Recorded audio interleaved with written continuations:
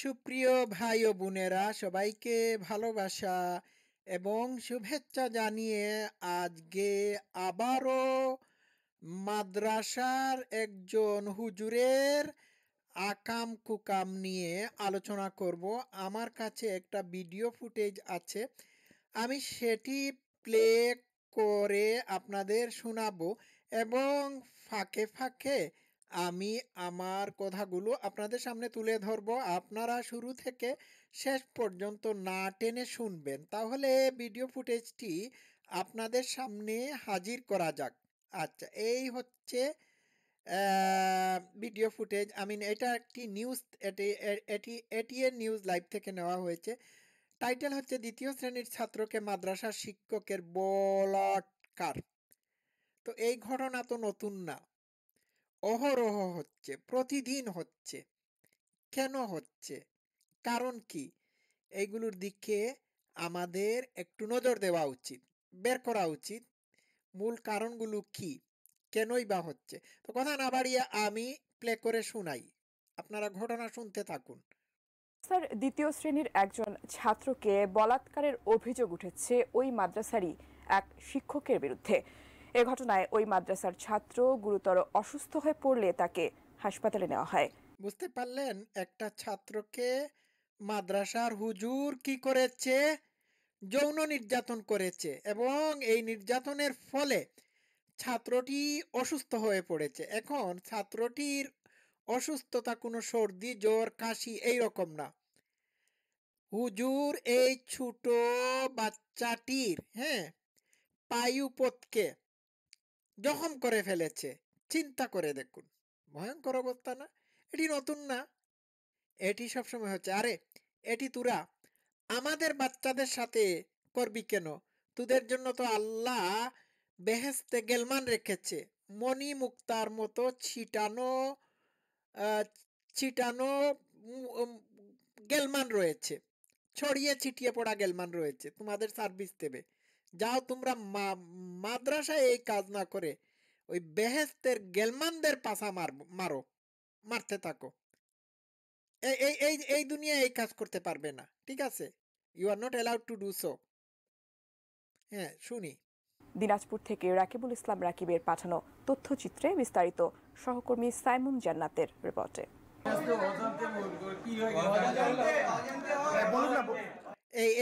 এই দেখেন, এই দেখেন, এই ইয়াং হুজুর ছোট ছোট একটা বাচ্চার সাথে এই আকাম কুকাম করেছে, বুঝতে পারছেন? আরে বেটা, এই কাজ তুই বাচ্চার সাথে করবি কেন?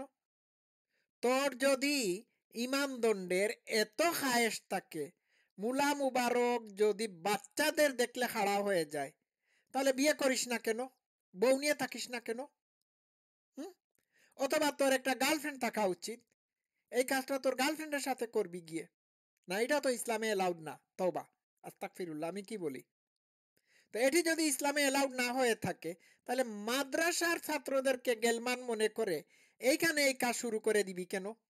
এই কাজ তো মরার পরে করবি, বেহেশতে গিয়ে করবি, ওইখানে আল্লাহ ব্যবস্থা করে রেখেছে। বাচ্চাদের সাথে এই কাজ করবি, এটা তো হয় না। বেয়াদব কোথাকার। শুনি। জানা গেছে দুপুরে একা থাকায় ভুক্তভোগী ৮ বছর বয়সী মাদ্রাসা শিক্ষার্থীকে কৌশলে নিজের শোবার ঘরে ডেকে নেন শিক্ষক রবিউল ইসলাম। এই দেখুন, এই দেখুন, এই শিক্ষক রবিউল ইসলাম ৮ বছরের একটা বাচ্চার সাথে এই কাজটি করেছে। ভাবা যায়? ডিসকাস্টিং।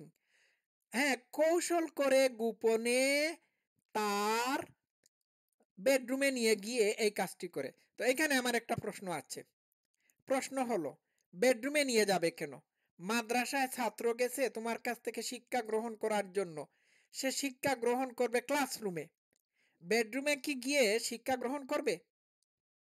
এখানে যাওয়ার মানে কি?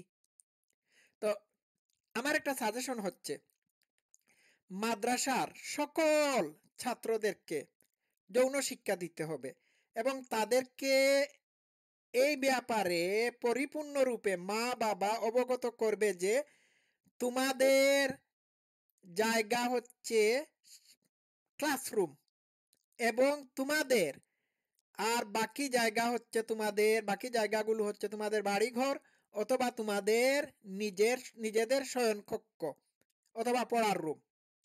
এর বাইরে অন্য কারো রুমে কেউ যদি তোমাদেরকে ডাকে যাওয়ার জন্য, তাহলে সাথে সাথেই হ্যাঁ রিপোর্ট করতে হবে। এই বিষয়টি মাদ্রাসার ছাত্রদেরকে শিখাতে হবে। কারণ কারণ কি জানেন? কারণ হলো বেশিরভাগ ক্ষেত্রে দেখা গেছে যে হুজুররা মাদ্রাসার ছাত্রদেরকে তাদের বেডরুমে ডেকে নেয়। যখনই কোনো হুজুর কোনো ছাত্রকে বেডরুমে ডাকার আহ্বান করবে, ছাত্রটি বেডরুমে না গিয়ে সাথে সাথে বড় হুজুরের কাছে রিপোর্ট করবে অথবা মা বাবাকে ফোন করে বলবে অথবা মাদ্রাসা ত্যাগ করে হ্যাঁ বাড়িতে গিয়ে হ্যাঁ আশ্রয় নেবে। বুঝতে পারছেন? বেডরুমে ডেকে নেওয়ার মানেই হচ্ছে কোনো কাজ করার আহ্বান করা। তো প্রতিটা মাদ্রাসার ছাত্রদেরকে এটি বিশেষভাবে শিক্ষা দিতে হবে যে বেডরুমে ডাকলে পরে তারা যাবে না। বেডরুমে যাওয়া তাদের কোনো মাদ্রাসা শিক্ষার অন্তর্ভুক্ত না। তারা ক্লাসরুমে শিক্ষা গ্রহণ করবে। ক্লাসরুম থেকে শিক্ষা গ্রহণ করার শেষে দিন শেষে বাড়ি ফিরবে অথবা তারা তাদের বেডরুমে চলে যাবে। কোনো হুজুরের বেডরুমে ডাকলে পরে তারা যেতে বাধ্য না। হুজুর যদি তাদেরকে কোনো কাজের জন্য ডাকে, তাহলে হুজুররা তাদেরকে ডাকতে হবে তাদের অফিস কক্ষে, বেডরুমে না। তাও আবার তাদেরকে ডাকতে হবে অন্যান্য হুজুরদের সামনে। একাকী নিভৃতে তাদেরকে ডাকা যাবে না। এটা নিয়ম করে দেওয়া উচিত এবং এই বিষয়টি মাদ্রাসার ছাত্রদেরকে বিশেষভাবে অবহিত করতে হবে। এই নলেজ তাদেরকে দেওয়া উচিত। আমি আবার বলি, বেডরুমে ডেকে নেওয়ার ভান করে মাদ্রাসার হুজুররা হ্যাঁ তৈল মর্দন করে বাচ্চাদের পায়ুপথ পিছলা করে তাদের ইমানদণ্ড ঢুকিয়ে দেয়। তারপর তাদেরকে তাদেরকে ইনজুর্ড করে হাসপাতাল পাঠানোর ব্যবস্থা করে। এই কাজটি করতে দেওয়া যাবে না। বিষয়টি খেয়াল রাখবেন। আচ্ছা, পরে শোনা যাক। এরপর জোরপূর্বক তাকে নির্যাতনের চেষ্টা চালায়। এক পর্যায়ে ওই ছাত্র গুরুতর অসুস্থ হয়ে পড়ে। আচ্ছা, ঠিক আছে। তো এই ছাত্রের পিছন দিকে যে তুমি তোমার মুলা মুবারক ঢুকিয়ে দিয়ে হ্যাঁ তাকে রক্তাক্ত করে হাসপাতাল পাঠালে, তোমার ক্ষেত্রে যদি এই কাজটি করা হতো তাহলে তুমি how do you feel about it? হ্যাঁ, কিরকম অনুভব করতে? না, অবশ্য এই হুজুরকে, এই যে গেলমান হুজুর, এই হুজুরকেও কিন্তু তার বড় হুজুর তার বড় মুলা মুবারক দিয়ে পিছন দিকে লাগাইছে। সুতরাং তাকে যদি এখন রীতিমতো হুজুররা লাগাইতে থাকে, তার পিছন দিকে যদি তাদের সিয়া ঢুকাতে পারে, সিয়া বুঝেন তো, তাহলে তার কোনো সমস্যা হবে না। ওইটা খুলাসা হয়ে গেছে। তো এই আহ, হুজুররা যদি পিছন দিকে তাদের মুলা মুবারক ঢুকিয়ে দিয়ে কাজ সেরে ফেলে, তাহলে সে আরামই পাবে, তার কোনো কষ্ট হবে না, তৈল ছাড়া ঢুকে যাবে। বুঝতে পারলেন? কোনো তেলমেল লাগবে না। আচ্ছা, তো তাকে কি করতে হবে? হ্যাঁ, তাকে তাকে তাকে যদি তার পিছন দিকে বড় কোনো সিয়া ঢুকিয়ে দেওয়া হয়, তাহলে বুঝবে এইটা আরামদায়ক না কষ্টদায়ক। বুঝতে পারলেন? হ্যাঁ, জঘন্য অবস্থা না? শোনা যাক। পরে শিক্ষক রবিউল শিশুটিকে কাউকে কিছু না বলার জন্য ভয় ভীতি দেখিয়ে বাড়িতে পাঠিয়ে দেন। হ্যাঁ, ভয়ভীতি দেখাইছে। ভয়ভীতি দেখিয়ে বলছে যে খবরদার, তুই যদি বলিস তাহলে তরে আমি পিটাইতে পিটাইতে তোর পাছা ফাটাই ফেলাই দিমু। এমনিতেই পাছা মুবার, তোর পাছাকে আমি জখম করে দিছি, আর এইবার যদি বাড়িতে গিয়ে এই কথা কাউকে বলিস অথবা আশেপাশের বন্ধু বান্ধব বা অন্য কোনো অ্যাডাল্টকে বলে থাকিস, তাহলে কিন্তু তোকে আমি বেদমভাবে প্রহার করব। বুঝতে পারছেন? তো এখানে আমরা একটি বিষয় পেলাম, হুজুররা এই কাজ করার জন্য দুইটা জিনিস করে থাকে। এক, তাদের বেডরুমে ডেকে নিয়ে যায়। কিসের নামে? খেদমতের নামে। দুই দুই ওই কাজটি করার পরে তাদেরকে ভয়ভীতি দেখায়। এখন কথা হচ্ছে, খেদমতের নামে যে ডেকে নেয়, এর মানে কি জানেন? খেদমতের নামে ডেকে নেওয়ার মানে হলো যে হুজুরকে খেদমত করার কথা তারা বলবে। খেদমত কি? খেদমত হচ্ছে প্রথমে বলবে আমার পা টিপে দাও। পা টিপতে টিপতে যখন নিচের দিক থেকে উপরের দিকে টিপার কথা বলবে, তখন বলবে আস্তে আস্তে বলবে যে ওইখানে টিপে ধরো। হুম ওইখানে টিপে ধরো। তো ওইখানে টিপে ধরার পরে মানে কি করবে, বলবে যে তুমি আমার এটার উপর বসো, তারপর কাজ শুরু করে দেয়। বুঝতে পারছেন? এই হচ্ছে খেদমত। সুতরাং এই বিষয়ে, এই খেদমতের বিষয়টিও বাচ্চাদেরকে অবহিত করা উচিত। হ্যাঁ, বাচ্চাদেরকে এইটা শিক্ষা দিতে হবে যে খেদমতের নামে যদি কোনো হুজুর তোমাদের শরীরের কোনো বিশেষ অঙ্গ প্রত্যঙ্গে হাত দিয়ে দেয়, তাহলে ঠাস করে গালে চড় মেরে দেবে, অথবা তাকে পুলিশের কাছে গিয়ে রিপোর্ট করবে। এগুলো আমাদের ছাত্রদেরকে শেখানো হয় না, শেখানো উচিত। মাদ্রাসার ছাত্রছাত্রীদেরকে এটি শেখানো উচিত যে তাদের শরীরের কোন কোন জায়গায় একজন অ্যাডল্ট হাত দিতে পারবে না। হুম এটা শিখাতে হবে। তাদেরকে শিখাতে হবে যে তাদের শরীরের কোন কোন জায়গা একজন পুরুষের জন্য নিষিদ্ধ জায়গা, বা যে কোনো মানুষের জন্য নিষিদ্ধ জায়গা। এই নিষিদ্ধ জায়গায় হাত দিলে পরেই তারা সাথে সাথেই, হ্যাঁ, কর্তৃপক্ষের কাছে রিপোর্ট করতে হবে। এই বিষয় আদিগুলো মাদ্রাসার ছাত্রদেরকে অবহিত করতে হবে। তাদেরকে এই বিষয়ে বিশেষ শিক্ষা দিতে হবে। না হলে এই কাজগুলো চলতেই থাকবে। হুম ছাত্রদেরকে মানে মাদ্রাসায় যে এই ঘটনাগুলো ঘটে, এই ঘটনাগুলোর বিষয়াদি হুম শুধুমাত্র আহ, মাদ্রাসার ছাত্রদেরকে জানালে হবে এমনটি না। এই বিষয়াদি প্যারেন্টস, শিক্ষক এবং কর্তৃপক্ষকে জানাতে হবে, এবং এই জন্য বিশেষ বিশেষ ব্যবস্থা নেওয়া জরুরি। আচ্ছা, শুনি। এদিকে বাড়িতে যাওয়ার পর বিকেলে শিশুটির মা তাকে রক্তাক্ত দেখতে পেয়ে একটি বেসরকারি হাসপাতালে ভর্তি করেন। অবস্থার অবনতি হলে পরে শিশুটিকে M Abdur Rahman medical college হাসপাতালে নেওয়া হয়। ঘটনার বিষয়টি জানতে শিশুটির বাবা মাদ্রাসায় গেলে ঘটনার সত্যতা পান। আচ্ছা, মাদ্রাসায় আম, শিশুটির বাবা গিয়ে ঘটনার সত্যতা খুঁজে পায়। তো ভাই, এই ছাত্রটিকে মাদ্রাসায় পাঠালে কেন? মাদ্রাসায় পাঠানোর দরকার কি? মাদ্রাসায় না পাঠিয়ে স্কুলে পাঠাতে পারলে না? তাহলে বোঝা যাচ্ছে যে এই প্যারেন্টসদেরও সমস্যা আছে। তারা ইসলামী শিক্ষার নামে বাচ্চাদেরকে মাদ্রাসায় পাঠায় না, বাচ্চাদেরকে পাঠায় পাঠায় টর্চার ছেলে। বুঝতে পারছেন? যে সমস্ত মা বাবারা জীবনেও তাদের বাচ্চার গায়ে হাত দেয় না, সেই সমস্ত বাচ্চারা মাদ্রাসায় গিয়ে নির্যাতনের শিকার হয়। তো এই ধরনের ঘটনা তো শুধুমাত্র একটি বার ঘটেছে এমনটি না, প্রতিদিন এই ধরনের ঘটনা ঘটতেছে। এরপরেও এই বেকুব মা বাবারা বাচ্চাদেরকে মাদ্রাসায় পাঠায়। তো যে সমস্ত মা বাবারা বারবার এই সমস্ত জিনিস জানার পরেও, হ্যাঁ, মাদ্রাসায় তাদের বাচ্চাদেরকে পাঠায়, এই সমস্ত মা বাবারাও কিন্তু দায়ী। শুধুমাত্র হুজুররা দায়ী এমনটি না। ঠিক আছে? ইসলামী শিক্ষা দিবে বাচ্চাদেরকে, ভালো কথা, ইটস ইওর চয়েস। কিন্তু মাদ্রাসায় মাদ্রাসায় বাচ্চাদেরকে পাঠিয়ে ইসলামী শিক্ষা নেওয়াতে হবে এমনটি তো না। বাচ্চাদেরকে ইসলামিক শিক্ষা ঘরে প্রাইভেট ইসলামিক টিউটর রেখেও করানো যেতে পারে, দেওয়া যেতে পারে।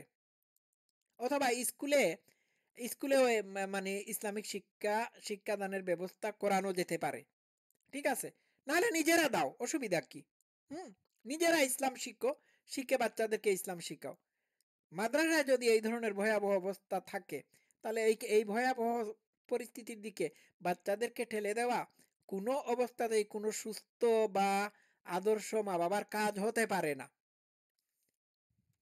পরে বিষয়টি স্থানীয়দের জানালে অভিযুক্ত শিক্ষক রবিউলকে উত্তেজিত জনতা গণপিটুনি দেয়। অবস্থা বেগতিক দেখে ৯৯৯ এর মাধ্যমে পুলিশের কাছে রবিউলকে সোপর্দ করে স্থানীয়রা। ও আচ্ছা, এই দেখুন রবিউলের অবস্থা গণপিটুনির কারণে এইরকম হয়েছে। তা আমি গণপিটুনি দেওয়াটাকে মোটেই পছন্দ করি না। এটিও এক ধরনের অসভ্যতা এবং বর্বরতা। এই অসভ্যতা বর্বরতা বাংলাদেশেই আমি দেখতে পেয়েছি। আইন নিজের হাতে তুলে না নিয়ে পুলিশের হাতেই এই বদমাইশটাকে সোপর্দ করে দিলেই পারা যেত। কিন্তু আইন নিজের হাতে তুলে নিয়ে তাকে গণপিটুনি দেওয়াটা আমার ব্যক্তিগত পছন্দ না। আমার কাছে এটি বর্বরতা মনে হয়। ঠিক আছে? তো পরে শুনি। মাদ্রাসা কর্তৃপক্ষ একই সাথে অভিযুক্ত শিক্ষকের কঠোর শাস্তির দাবি করেন স্থানীয়রা। ওকে পাবলিকের হাতে তুলে দাও, তারপর প্রশাসন কি হবে না হবে সেটা আমরা করে যাব। আচ্ছা, উনি বলছেন ওকে পাবলিকের হাতে তুলে দাও। That's not nice. এর মানে হচ্ছে বাংলাদেশে কোনো আইনের শাসন নাই। ঠিক আছে? পাবলিকের হাতে তুলে দেওয়া হবে কেন? পুলিশের হাতে তুলে দেওয়া হয়েছে, দ্যাটস ফাইন। যদি বাংলাদেশে আইনের শাসন থাকে, আইনের প্রয়োগ করা হবে। এই ভদ্রলোকের কি বলা উচিত ছিল? উচিত ছিল এই মাদ্রাসাকে শিলগালা করে চিরতরে বন্ধ করে দেওয়া উচিত। এটাই বলা উচিত ছিল। আমি স্কুলে শিক্ষকতার কাজ করেছি। কোনো স্কুলে যদি এই ধরনের ঘটনা ঘটে থাকে, হুম, তাহলে ওই স্কুলের শিক্ষককে, হুম, এই স্কুলের শিক্ষককে পুলিশের হাওলা করা হয়। এরপর তার উপর আইন প্রয়োগ করা হয়। সে জেলের ভিতর ১০-১২ বছর পর্যন্ত পচে মরতে হয়। ঠিক আছে? তা আর কোনো স্কুল কলেজ বা শিক্ষা প্রতিষ্ঠানে যদি আম গুরুতর জঘন্য কাজ চলতে থাকে এবং বাচ্চারা যদি নিরাপদ না থেকে থাকে, তাহলে ওই স্কুল বা শিক্ষা প্রতিষ্ঠানকে, হ্যাঁ, চিরতরে চিরতরে বন্ধ করে দেওয়া হয়। নার্সিং হোমে যদি, আই মিন বৃদ্ধাশ্রমে যদি বয়স্ক মহিলা এবং পুরুষদেরকে যথাযথভাবে সেবা না দেওয়া হয়, তাহলে ওই নার্সিং হোম বা বৃদ্ধাশ্রম বন্ধ করে দেওয়া হয়। তো বাংলাদেশে যে সমস্ত মাদ্রাসায় এই সমস্ত কর্ম হচ্ছে, এই সমস্ত কাজকর্ম হওয়ার কারণে এইসব মাদ্রাসাগুলোকে কেন বন্ধ করা হচ্ছে না? এই ভদ্রলোকের বলা উচিত ছিল তো, উচিত এটাই বলা উচিত ছিল যে এই মাদ্রাসা চিরতরে বন্ধ করে দেওয়া হোক এবং এই শিক্ষককে যথাযথ যথাযথ আইনের আওতায় নিয়ে এসে তার শাস্তির ব্যবস্থা করা হোক। হ্যাঁ, আগে পাবলিকের হাতে তুলে ওই ধরনের মৌলবি কেন রাখছে এখানে? হ্যাঁ? তারা বাসা রাখে নাই, তাদের একটা কথা মৌলবি রাখবে, তাদের বউজনও থাকে, সঙ্গের জন্য বউ থাকে। That's the solution. তাদের জন্য বউ থাকে। তো আমার একটা সলিউশন আছে। সেটি হলো যে মাদ্রাসার প্রতিটি হুজুরের রুমে সিসিটিভি ক্যামেরা লাগাতে হবে। বাথরুমে, ক্লাসরুমে, সিপায় সাপায় সিসিটিভি ক্যামেরা লাগিয়ে রাখতে হবে, যাতে কোনো বাচ্চার উপর কোনো শারীরিক বা যৌন নিপীড়ন হলে পরে ওই ক্যামেরাগুলোতে ধরা পড়ে যায়। এটা করতে হবে। আর ২ নাম্বার হচ্ছে মাদ্রাসায় ছাত্ররা বাইরে থেকে এসে মাদ্রাসায় থাকতে পারবে না। মাদ্রাসায় যাতে তাদের থাকা খাওয়ার ব্যবস্থা না থাকে।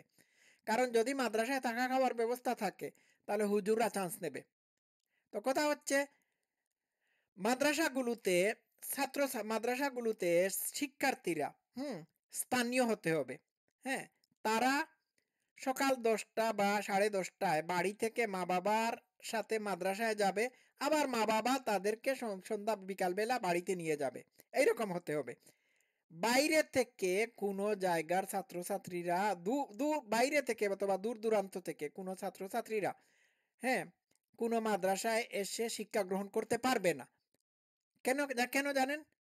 কারণ বাইরের বা অন্যান্য ডিস্ট্রিক্টের মানুষ যদি, হ্যাঁ, আরেকটা ডিস্ট্রিক্টে গিয়ে ওই মাদ্রাসাগুলোতে শিক্ষা গ্রহণ করে থাকে, তাহলে তাদের মাদ্রাসায় থাকা খাওয়া ছাড়া, হ্যাঁ, আর কোনো বিকল্প ব্যবস্থা থাকে না, যার কারণে ওই হুজুররা চান্স নেয়। ঠিক আছে? তো সলিউশন হলো মাদ্রাসায় ওই সমস্ত ছাত্ররা যাবে যারা স্থানীয়। বাইরের কোনো ছাত্রছাত্রীরা মাদ্রাসায় যাবে না। তো স্থানীয় হলে সুবিধা কি? তারা তারা নিজের বাড়িঘর থেকে মাদ্রাসায় যাবে এবং নিজের বাড়িঘরেই আবার মানে মাদ্রাসার পড়া শেষে মাদ্রাসায় শিক্ষা গ্রহণ শেষে বাড়িঘরেই ফিরত চলে যাবে। তখন আর হুজুরদের এই চান্স থাকবে না। ঠিক আছে? এটা হচ্ছে আমার সলিউশন। আর আরেকটি কথা হলো মাদ্রাসায় প্যারেন্টস ইভিনিং এর ব্যবস্থা করতে হবে। অর্থাৎ আ প্রতি মাসে মাদ্রাসার শিক্ষকদের সাথে মাদ্রাসার ছাত্রছাত্রীদের মা-বাবাদের একটা বৈঠক থাকতে হবে। এই বৈঠকে তাদের বাচ্চারাও থাকবে এবং বাচ্চারা তাদের বিভিন্ন অভিযোগ, হ্যাঁ? এইগুলো ব্যাখ্যা বিশ্লেষণ করবে এবং সেই সাথে মাদ্রাসার শিক্ষা প্রণালী কিরকম হচ্ছে না হচ্ছে, বাচ্চাদের পড়াশোনায় পড়াশোনার ক্ষেত্রে কোন ক্ষেত্রে ঘাটতি রয়েছে, কোন ক্ষেত্রে ইমপ্রুভ হয়েছে, এইগুলো আলোচনা করা যেতে পারে। এটা প্যারেন্টস ইভিনিং এ এটি হয়ে থাকে। এটা করতে হবে। আর সবচেয়ে বড় কথা হচ্ছে প্রতিটা মাদ্রাসার ছাত্রদেরকে বা শিক্ষার্থীদেরকে যৌন শিক্ষা দিতে হবে। যৌন শিক্ষা হচ্ছে যে যৌন শিক্ষার মানে হচ্ছে যে যৌন নিপীড়ন কি এটি তাদেরকে শিখাতে হবে।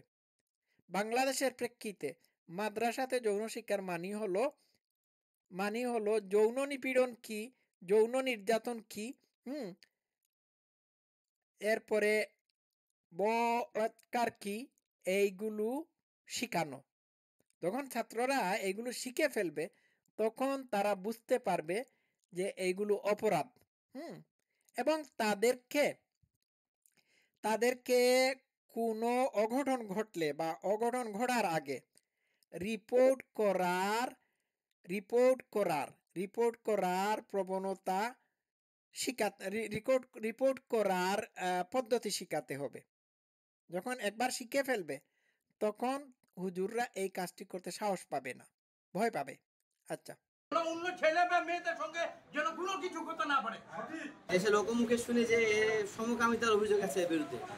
তো সেই ক্ষেত্রে প্রথমত এদের জন্য আমাদের কবি মাদ্রাসার ইতিহাস নোংরা হচ্ছে, কালি পড়তেছে, এদের সর্বোচ্চ দৃষ্টান্ত।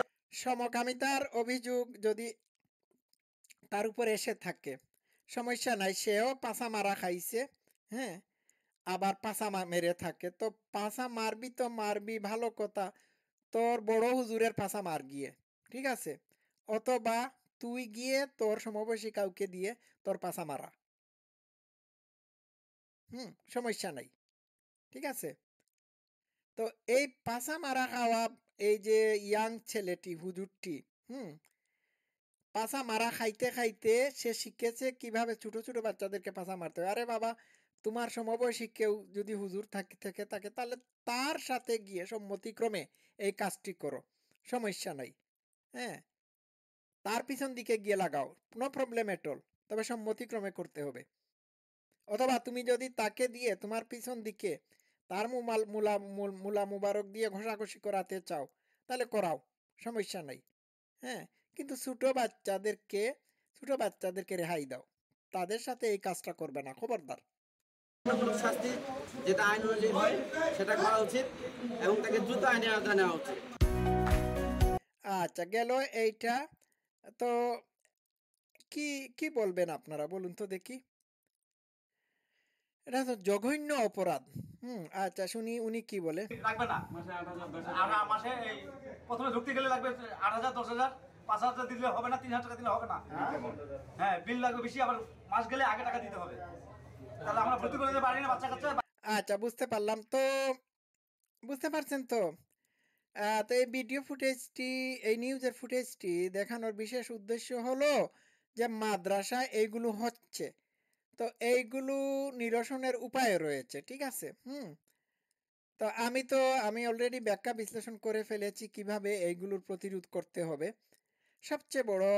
প্রতিরোধ করার সবচেয়ে বড় উপায় হচ্ছে সচেতনতা সৃষ্টি করা। মাদ্রাসায় যে এইগুলো হচ্ছে এই বিষয়টি প্রতিটা প্যারেন্টসকে জানাতে হবে এবং প্যারেন্টসরা তাদের বাচ্চাদেরকে মাদ্রাসায় পাঠানোর আগে হ্যাঁ শিখিয়ে দিতে হবে যে কোন কোন কাজ হুজুররা করতে পারবে, কোন কোন কাজ হুজুররা করতে পারবে না। ঠিক আছে? এবং মা-বাবারা এটিও তাদের বাচ্চাদেরকে শিখাতে হবে যে তারা যাতে হুজুরদের কোনো কুমতলব বা কোনো সন্দেহমূলক আচরণকে তাদের কাছে অনতিবিলম্বে জানায় অথবা মাদ্রাসা কর্তৃপক্ষের কাছে জানায়। দরকার হলে তারা এও শিক্ষা দেবে যে তারা যাতে অ্যাম ঊর্ধ্বতন কর্তৃপক্ষ সহ আ মানে লোকাল অথরিটির কাছে ওই বিষয়টি অবগত করে। তো সব মিলাইয়া এই কাজগুলো করতে হবে। না হলে মানে হবে না। সচেতনতা সৃষ্টি করতে হবে। আমার মনে হয় না বাংলাদেশে মাদ্রাসায় যে শিশু নির্যাতন হচ্ছে এই বিষয়টির ব্যাপারে সারা বাংলাদেশের মানুষের মধ্যে সচেতনতা তৈরি করতে পেরেছে। বা সারা বাংলাদেশের মানুষের মধ্যে এই ব্যাপারে সচেতনতা সৃষ্টি করা হয়েছে। তো অ্যাওয়ারনেস এর বিকল্প নাই। হ্যাঁ? তো এই অ্যাওয়ারনেস বাড়াতে হবে। আমি তো অনেকক্ষণ কথা বললাম। আজকে এই পর্যন্ত থাকুক। সবাই ভালো থাকবেন। আমাদের ছোট, ছোট বাচ্চারা যাতে নিরাপদ থাকে এই কামনা করে আজকের আলোচনা শেষ করলাম। Love you all.